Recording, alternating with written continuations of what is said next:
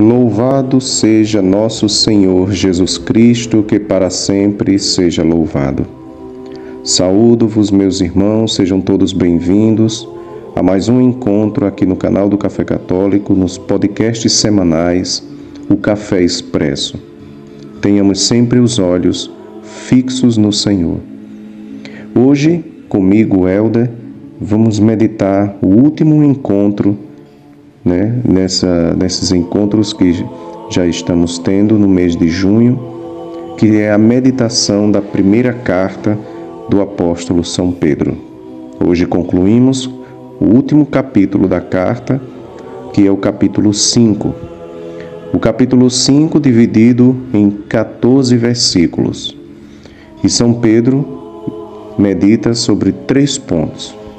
Primeiro, a admoestação, uma palavra aos presbíteros, do versículo 1 ao 4. Depois, do versículo 5 ao 11, ele fala aos fiéis. E do versículo 12 ao 14, 2 versículos, ele faz uma última saudação, um último aviso e conclui a sua carta.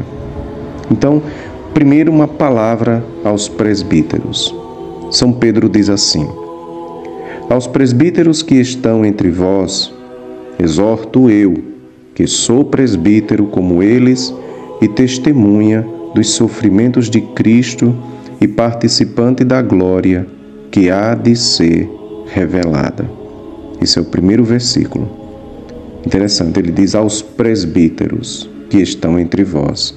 Veja, a carta de São Pedro, que já é bem adiantada na vida apostólica, Inclusive, alguns apóstolos já estavam todos dispersos. A carta de São Pedro já é escrita, já bastante adiantada, E Pedro fala sobre presbíteros. Então, mostra que a igreja nascente já havia uma instituição, já havia uma hierarquia, uma organização administrativa no sentido de organizar a comunidade. São Paulo, por exemplo, quando fundava as igrejas nos lugares, as dioceses, as comunidades, sempre deixava presbíteros, episcopos, diáconos. Então essa é a estrutura hierárquica da igreja. Os presbíteros são quem? Pedro diz assim: aos presbíteros que estão entre vós, exorto eu que sou presbítero. Eu me recordo naquele tempo, do início da minha caminhada, que eu ficava pensando, mas Pedro não é bispo? Pedro não é entre os apóstolos? A visão hoje que temos é que os apóstolos são bispos. E como é que ele diz que ele é presbítero? Então, na minha cabeça eu pensava, ele é bispo ou é presbítero? Mas vejam, meus irmãos, aqui o sentido é inicial. É o início da igreja. O que é o presbítero? Vamos primeiro ver uma definiçãozinha que tem no catecismo. Os 3 graus do sacramento da ordem, a hierarquia da igreja.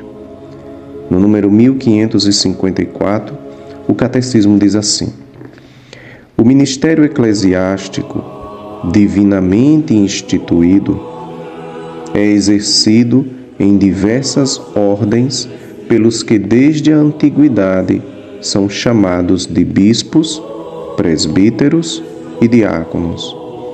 A doutrina católica, expressa na liturgia, no magistério e na prática constante da Igreja, reconhece que existem 2 graus de participação ministerial no sacerdócio de Cristo: o episcopado e o presbiterado. O diaconado se destina a ajudá-los e a servi-los. Então, vejam, presbítero é o ancião. Na divisão, presbítero é o padre. Hoje conhecemos como o padre. O presbítero e o bispo são sacerdotes. Quem ordena o presbítero, os padres, são os bispos.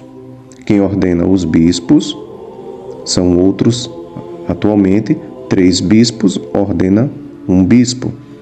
Quem ordena os diáconos também são os bispos. O presbítero é porque já era costume antigo, já no tempo de Israel. Vejam que existia, os juízes de Israel. Vamos ver isso quando diz que Moisés sentou-se para julgar o povo. Então, vejam que havia uma estrutura de hierarquia. Moisés constituiu sacerdotes no antigo Israel. No novo Israel, a igreja, também existem os sacerdotes, porque o sacerdócio antigo, e como tudo no Antigo Testamento, é prefiguração de Jesus Cristo. Os sacerdotes, o sumo sacerdote de Israel é uma prefiguração de Jesus. Então, na hierarquia apostólica, na hierarquia da igreja, nestes 3 graus, os presbíteros são os anciãos. Pedro diz que é presbítero no sentido que é ancião também como eles, quer dizer, ele administra também as comunidades. Ele tem a autoridade, também para governar. Os presbíteros são encarregados da administração temporal dos fiéis, mas também do ensino, também do governo. Então ele é presbítero como eles porque também ele governa a igreja. Mas bispo, como os apóstolos eram, Pedro é o principal. Então ele diz que ele é testemunha dos sofrimentos de Cristo. Então, testemunha dos sofrimentos não só porque viu os sofrimentos de Jesus pessoalmente, mas também pela própria capacidade de ser batizado, ele é testemunha também pelo seu próprio ministério. A testemunha fiel, Jesus é como é a testemunha do Pai, os apóstolos também seriam testemunhas do Filho. Aí ele recomenda aos presbíteros, eles que são os chefes de comunidades locais, Ele diz assim, versículo 2: apacentai o rebanho de Deus que vos foi confiado, cuidando dele, não por coação, mas de livre vontade, como Deus o quer, nem por torpe ganância, mas por devoção.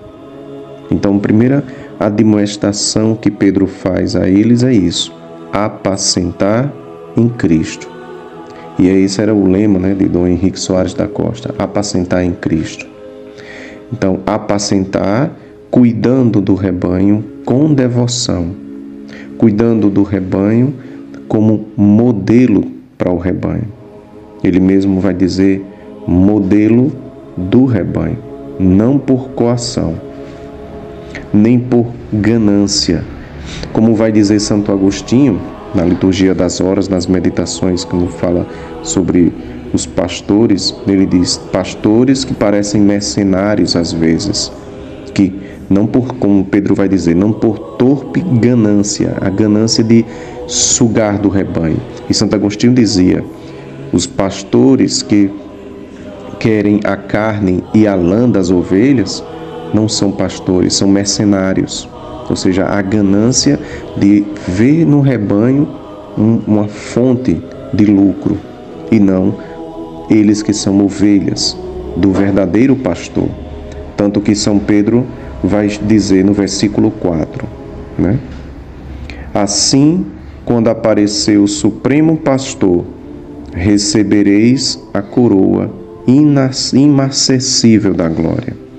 Então, Pedro recorda aos pastores, aos presbíteros, quem é o verdadeiro pastor. Vai chamar Jesus, aqui é o único momento, Jesus é chamado de pastor em vários momentos, nas Escrituras, nos Evangelhos, nos textos do Novo Testamento, mas aqui é o único lugar que fala sobre esse título, o Supremo Pastor. Mas supremo no sentido de serviço, porque ele quer recordar aos presbíteros que Cristo serviu ao rebanho. Né? Morreu o bom pastor, que deu a vida por suas ovelhas e quis morrer pelo rebanho. Jesus, ele é supremo pastor por isso, porque deu a vida até o fim, amou-os até o extremo, se entregou e se sacrificou pelo rebanho a ponto máximo, e quer recordar aos nossos ministros isso. A palavra de Deus, essa palavra é uma palavra para os ministros de Deus, né? Não ser, como ele vai dizer no versículo 3, nem como senhores daqueles que vos couberam por sorte, mas antes como modelos do rebanho. O Senhor deu aos ministros o rebanho, para que eles cuidem do rebanho. No versículo 5, ele se dirige aos fiéis. Do mesmo modo, vós jovens, sujeitai-vos aos anciãos. Então veja, sujeitai-vos aos presbíteros. Quer dizer, os fiéis devem se sujeitar na humildade, na sobriedade, na vigilância, relacionado aos presbíteros. Os jovens quer dizer os fiéis, porque presbítero é ancião. Então, veja, anciãos, os presbíteros, os ministros, jovens, mas os chamados jovens quer dizer os fiéis. E ele diz: revesti-vos todos de humildade em vossas relações mútuas, porque Deus resiste aos soberbos, mas dá graça aos humildes. Humilhai-vos sob a poderosa mão de Deus, para que na ocasião própria vos exalte. Lançai sobre ele toda a vossa preocupação, porque é ele que cuida de vós.